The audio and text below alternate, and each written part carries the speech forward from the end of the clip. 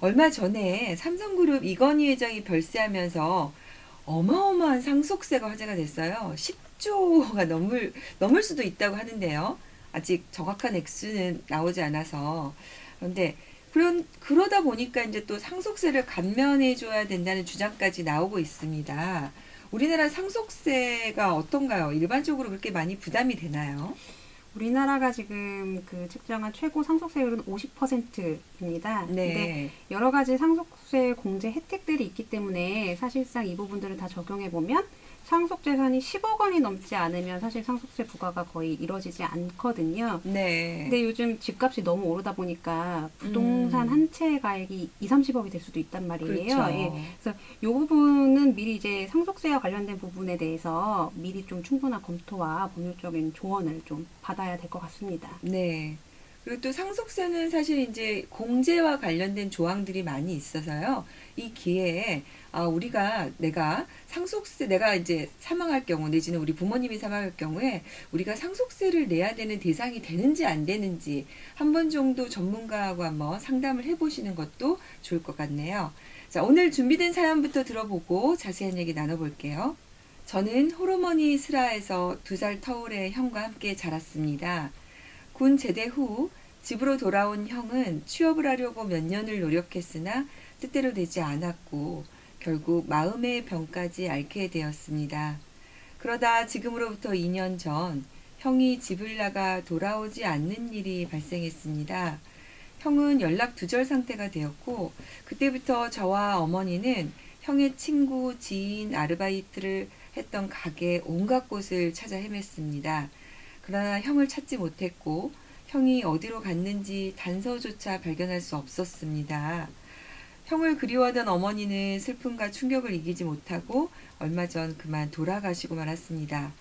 지금까지도 형의 생사를 알 수 없는 상태에서 어머니가 남겨주신 재산을 저 혼자 어떻게 정리해야 하는지 막막합니다. 이런 경우 상속 문제는 어떻게 해결해야 하나요? 형과 전혀 연락이 안 되시는 상황입니다. 동생 혼자서 상속을 받을 수는 없잖아요. 그죠, 변호사님? 이 그 상속재산 분할을 할 때는 공동상속인 전원이 반드시 참여를 해야 되는데 지금 홀어머니가 돌아가시면서 이제 사례를 남겨주신 의뢰인과 그리고 의뢰인의 형이 공동상속인이 됐거든요. 그래서 형이 없는 상태에서는 사실상은 상속을 하기는 어렵습니다. 네. 지금 우리나라 민법은 현재 지금, 그러니까, 어, 그, 법정 상속인에 해당하는 경우가 대부분은 이제 뭐 직계존속이나 뭐 직계비속 이렇게 이제 가족관계에 있는 사람은 무조건 상속인이 되도록 되어 있기 때문에 사실 이제 뭐 같이 생계를 같이 했는지 같이 살고 있는지 뭐 부양에 참여했는지 여부가 가지고 무조건 상속인이 된단 말이에요. 그러다 보니까 이제 이렇게 형처럼 뭐 몇십 년을 연락 두절이 되거나 연락이 안 된 사람도 상속이 되기 때문에 실제로 저희도 상담을 해보면 이렇게 상속인을 찾는 것부터 이렇게 어려워하시는 분들이 굉장히 많은 것 같아요. 자, 형을 계속 찾지 못한다면 어떻게 상속 문제를 해결할 수 있을까요? 지금 이제 형을 찾지 못한다면 형을 대신할 수 있는 사람을 세우면 됩니다. 아, 그게 네. 그런 제도가 있군요. 그게 부재자 재산관리인 제도라고 있는데요. 네. 지금 형이 종래 주소지를 떠나서 용이하게 돌아올 가망이 없다. 그래서 재산 관리의 필요성이 있는 사람이다. 라고 해서 형을 위한 부재자 재산 관리인을 선임을 해서 그 부재자 재산 관리인과 함께 상속 문제를 해결하면 됩니다. 네. 그 절차를 조금 어떻게 하는지 변호사님 좀 더 자세하게 설명해 주실 수 있을까요? 일단은 지금 만약에 형이 따로 부재자 재산 관리인을 이전에 선임해 둔 사람이 있다라고 하면 그분하고 이제 논의를 하면 되는데 그렇지 네. 않다라고 한다면 그 형의 최후 주소지나 아니면 지금 상속 재산이 남아 있는 가정법원에 그 부재자 재산 관리인을 선임해 달라는 신청을 하고 법원의 법원에 판단 신청을 예. 하고, 그래서 네. 법원에서 이제 적정한 사람으로 지정을 하면 이제 부재자 재산 관리인이 선임이 되는 거죠. 보통은 어떤 사람이 관리인으로 선임이 되나요?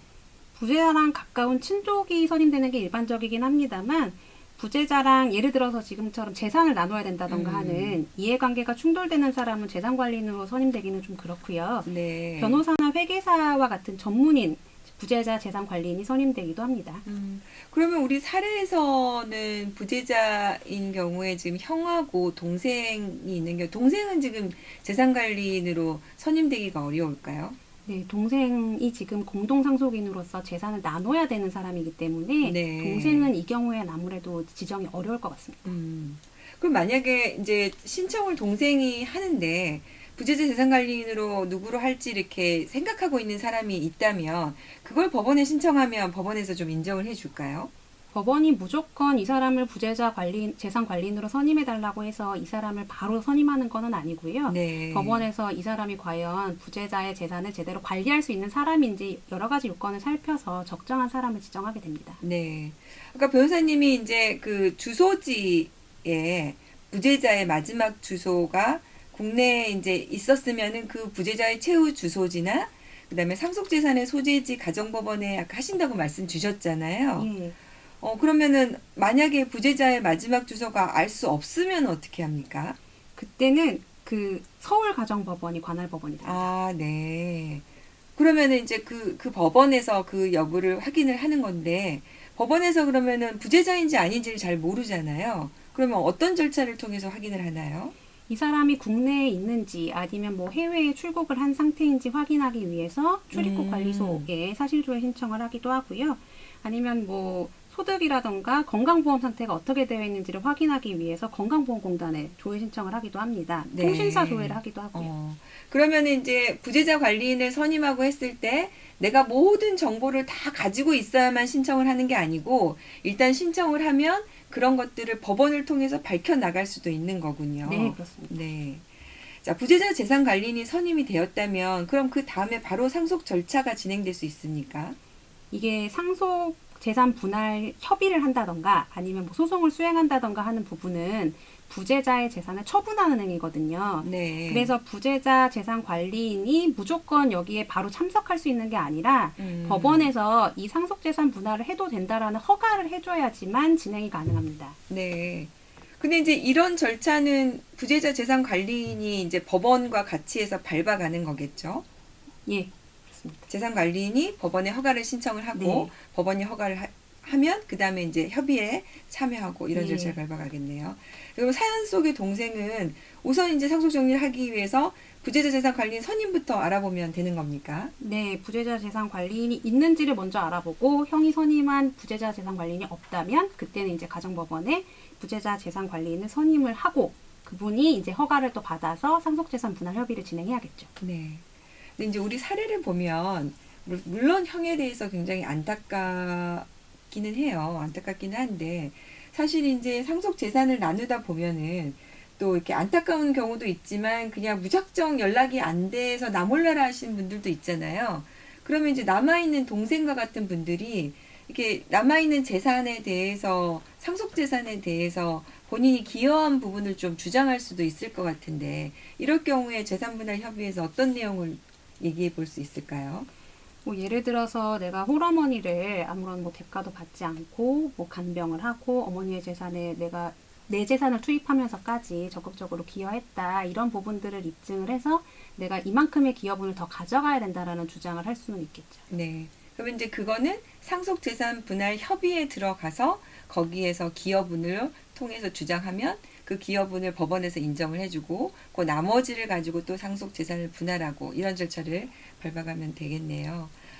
사실 오늘 내용은 많은 분들이 생각보다 많이 궁금해 하시는 부분들이 많은 것 같아요.